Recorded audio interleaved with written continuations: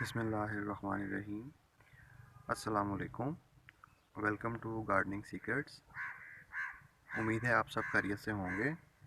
आज हम जिस प्लांट के बारे में आपसे बात करेंगे ये बहुत ही कॉमन प्लांट है।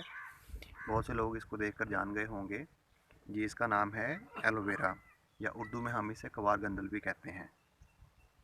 बहुत ही ईजी टू ग्रो प्लांट है, एयर प्योरीफायर है, रात में ऑक्सीजन को रिलीज़ करता है और ये सकुलेंट फैमिली से बिलोंग करता है।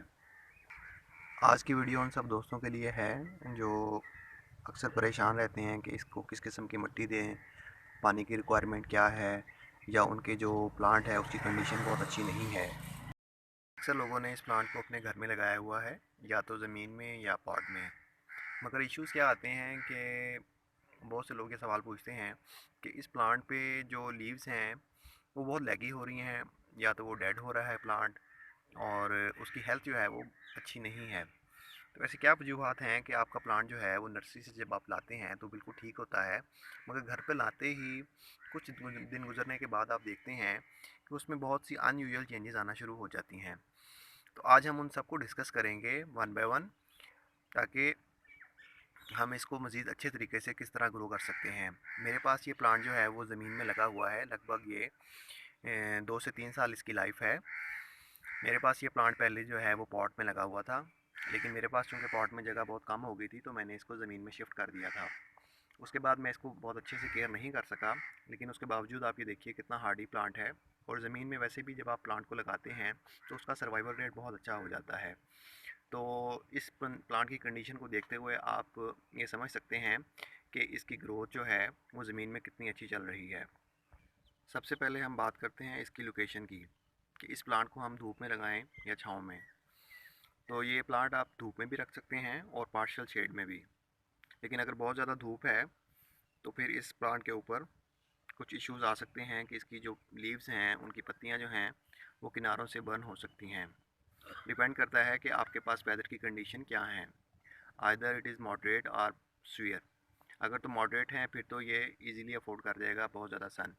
और अगर ये सीवियर कंडीशंस में है जहाँ पे टेम्परेचर जो है 50 प्लस है या 50-45 की रेंज में है, तो तब आपको इस तरह की लोकेशन पे लगाना चाहिए जहाँ पर 3 से 4 घंटे की धूप जो है वो आए, अदरवाइज़ जो है वो प्लांट शेडी एरिया में रहे। मेरे पास चूँकि प्लांट जो है वो कंडीशन यहाँ पे टेम्परेचर जो है वो 45 प्लस भी जाता है, लेकिन ये चूँकि ज़मीन में लगा हुआ है और इस प्लांट की जो लाइफ है वो एक बेबी प्लांट तो नहीं है, लेकिन एक मेच्योर प्लांट की तरफ जा रहा है, इसलिए इसका सर्वाइवल रेट बहुत अच्छा है। और ज़मीन में वैसे भी जो सर्वाइवल है बहुत बहुत अच्छा होता है। अब हम बात करते हैं इसकी वाटरिंग की। तो वाटरिंग का शेड्यूल क्या होना चाहिए। आप देख सकते हैं कि मेरे पास यहाँ पे वाटर का जो कंडीशन है वो थोड़ी थोड़ी जो है वो मिट्टी जो है वो गीली है, यानी अभी इसको वाटर की रिक्वायरमेंट नहीं है। तो आप जो है वो इसकी पत्तियों को देखकर भी अंदाज़ा लगा सकते हैं कि इसकी वाटर की रिक्वायरमेंट है या नहीं है।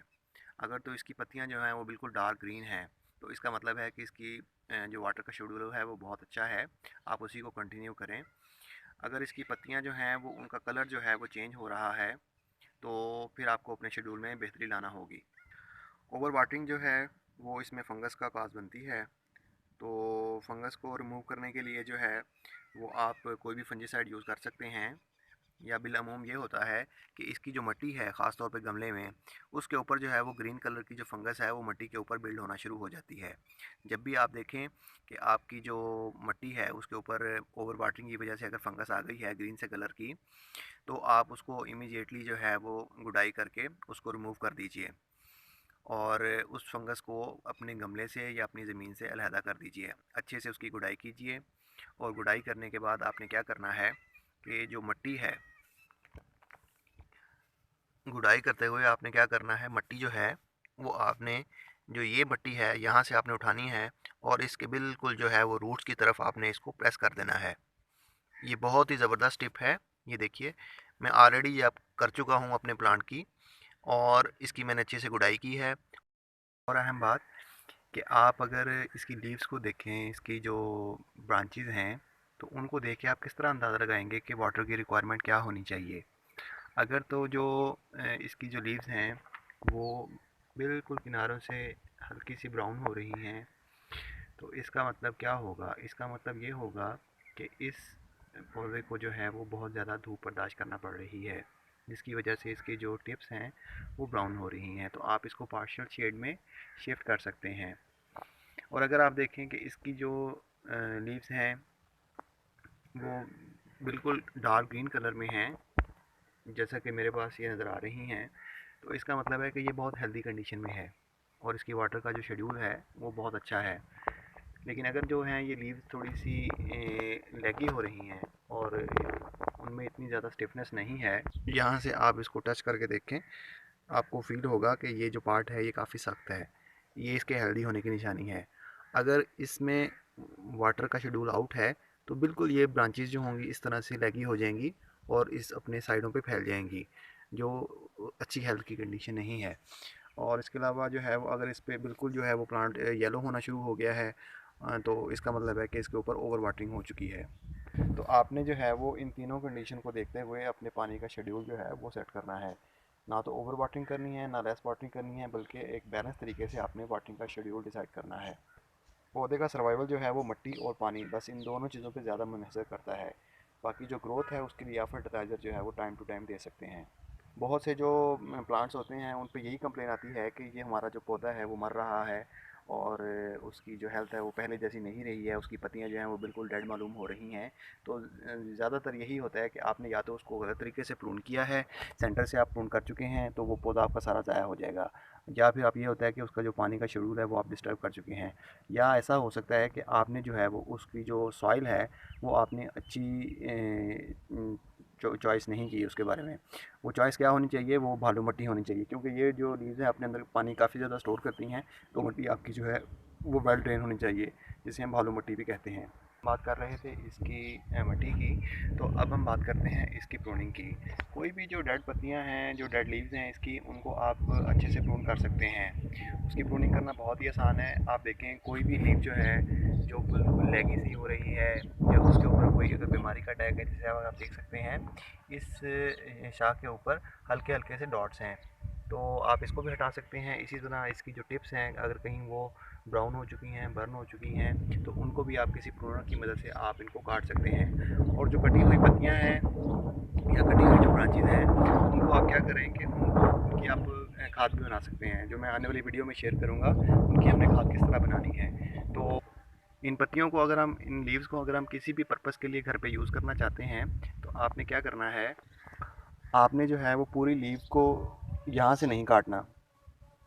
जितना पोर्शन आपको चाहिए वो आप काट सकते हैं। फॉर एग्ज़ाम्पल आपको इतनी रिक्वायरमेंट है तो आप इतना पोर्शन ही काटिए। इस तरह ना कीजिए कि आप इसको सारे को काटिए और फ्रिज में रखिए, फ्रिज में वो बड़ी ख़राब होगी।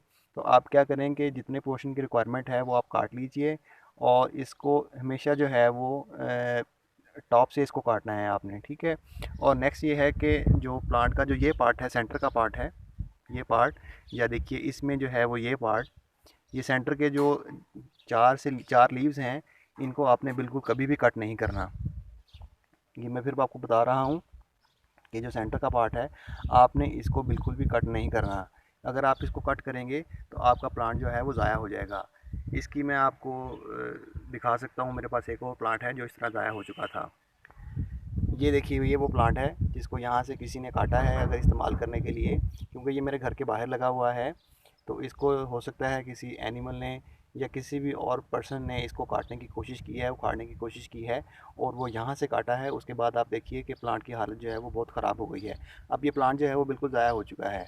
तो हम इसको जो है वो ज़मीन से निकाल देंगे और इसको बतौर खाद इस्तेमाल करेंगे। लिहाजा आपने कभी भी जो है वो ये जो सेंटर का पार्ट है यहाँ से आपने कट इसको नहीं करना। हमेशा जो है वो लीव को आपने इस पार्ट से कट करना है। यहाँ पे एक लीव जो रिक्वायर्ड है, जितनी रिक्वायरमेंट है उतना लीव आप पार्ट काट सकते हैं। तो ये बात होगी इसकी प्रूनिंग की। अगर हम फर्टिलाइज़र की बात करें, खाद की, तो इसको आप गोबर की खाद दे सकते हैं हर 15 दिन बाद। डिपेंड करता है कि आपके प्लांट का क्या साइज़ है, तो उस हिसाब से आप इसको खाद दे दीजिए।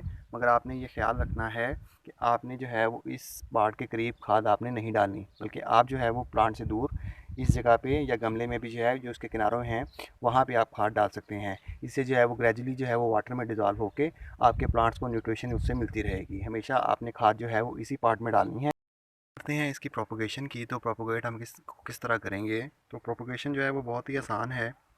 आप देख रहे हैं कि इसके जो बेबीज़ हैं, ये देखिए, ये यहाँ पे अपीयर हो रहे हैं।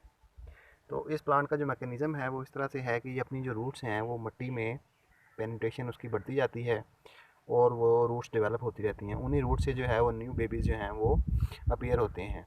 तो आप बस क्या कीजिए, इस मिट्टी को इसके सराउंडिंग में प्रेस करते रहिए।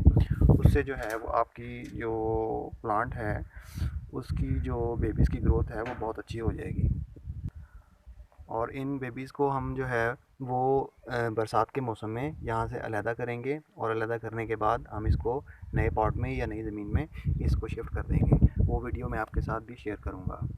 वैसे तो हम जो है वो प्रोपगेशन अभी भी कर सकते हैं, लेकिन अभी चूँकि मौसम जो है वो थोड़ा गर्म है, जून का महीना चल रहा है, तो हम क्या करेंगे कि इसको जो है वो बरसात में करेंगे।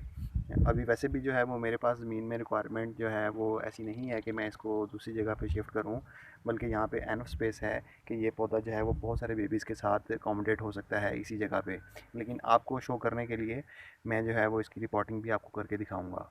और आपने जो है वो गमले का साइज़ जो है वो कोशिश करना है कि छोटा रखना है। उससे जो है वो एक बड़ा कॉम्पैक्ट जो है वो स्ट्रक्चर इसका डेवलप होगा और उससे जो है वो इसके न्यू बेबीज़ जो हैं वो मल्टीप्लाई होते रहेंगे। अच्छा, मिट्टी की सरफेस को देखते हुए आप कैसे डिसाइड करेंगे इसको पानी देना है या नहीं। देखिए, अभी जो है ये बिल्कुल जो है वो काफ़ी हद तक जो है वो मिट्टी जो है वो गीली है। अभी मैंने इसको सुबह ही हल्की सी शावरिंग की थी, तो मेरे मिट्टी जो है फिर भी जो है वो हाथों के साथ चिपक नहीं रही। तो इसको जो है वो ये बड़ी ज़बरदस्त कंडीशन है इसकी। और अगर जो है वो मिट्टी बिल्कुल इस तरह से है जो है वो ड्राई हो चुकी है, तो तब हमने वाटरिंग करनी है। लेकिन अगर जो है वो मिट्टी अगर आपकी फिंगर के साथ इस तरह जो है वो चिपक रही है, जो कि अभी नहीं चिपक रही, तो उस सूरत में आप क्या करेंगे कि आप जो है वो इसका वाटरिंग का शेड्यूल रिवाइज़ करेंगे और इसकी वाटरिंग का को थोड़ा सा कम करेंगे।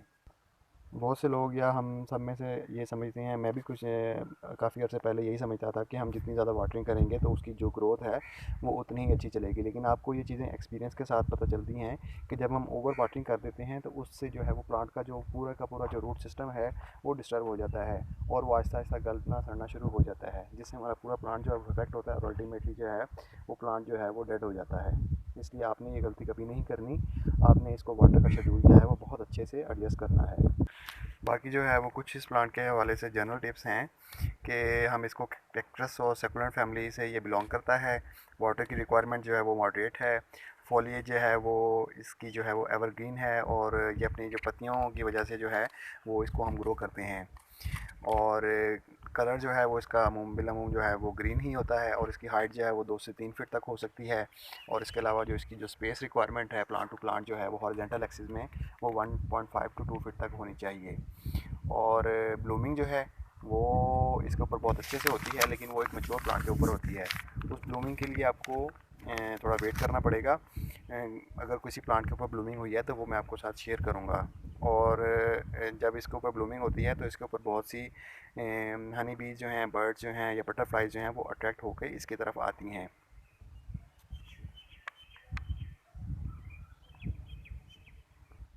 और अगर आप सीड की बात करें तो सीड कलेक्शन जो है वो आप इसी प्लांट से ही हासिल करेंगे। उसका मेथड ये होगा कि आप उन जो सीड्स हैं उनको आपने प्लांट के ऊपर ही जो है वो ड्राई होने देना है। जब वो सीड्स ड्राई हो जाएंगे तो तब आप उनकी कलेक्शन कर लेंगे। मेरे पास जो ये प्लांट है वो एक बकाइन का छोटा सा प्लांट है जो मैंने पिछले साल ग्रो किया था। और माशाल्लाह अब इसकी ग्रोथ बहुत अच्छी चल रही है। और उसके साए के नीचे जो है ये प्लांट जो है वो एलोवेरा का बहुत ही खूबसूरत दिखाई दे रहा है और उसकी ग्रोथ भी जो है वो बहुत अच्छे से चल रही है।